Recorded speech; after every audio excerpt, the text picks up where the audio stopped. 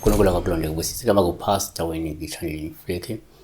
Inamba ngicela umuntu oyimember ye-channel kuphela kusongana ekuseni ka-50 mbama efone.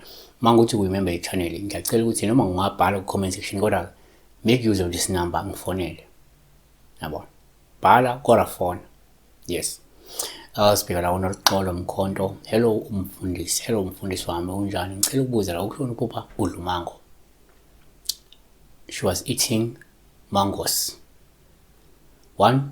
Ngokujwayelekile uma uphupha umango upha uluhluma okudla. Lusho inhlanhla nokubusiswa nokuthokozela nje ukuchuma, inqubekela phambili, impumelelo ezofika kuwe ngezinga elikhulu. Izaga 27 verse 18 nolonda umkhiwane uyakudla isithelo zawo. 2. Kwesinye isikhathi uma uphupha la umango upha oluhle uma udla. Lisho isikhathi senhlala kahle nempilo enhle futhi egcwele injabulo nokunethezeka nokwaneliseka ezofika kuwe.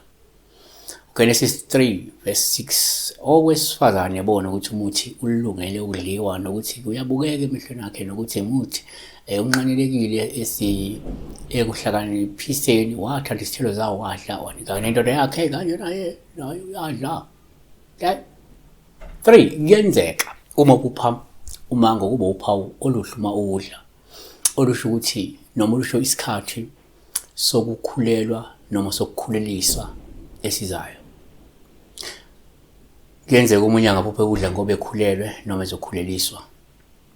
Amahubo 127 verse 3 bheka abantwana abayifa elivela kuJehova isithelo sesisu singumvuzo. Okay, number 4.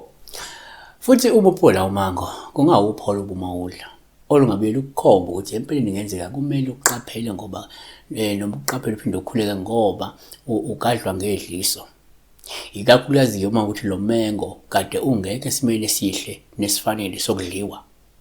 NgokaJohane 4 verse 49 okhokho benu badla imani ehlane bafa. Sibonga kakhulu ke besibheka la ukudla umango. uNkulunkulu akathele umusa.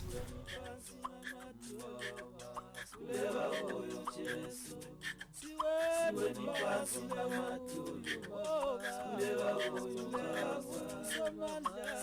phansi lamatulu, kuleka kuyo Jesu.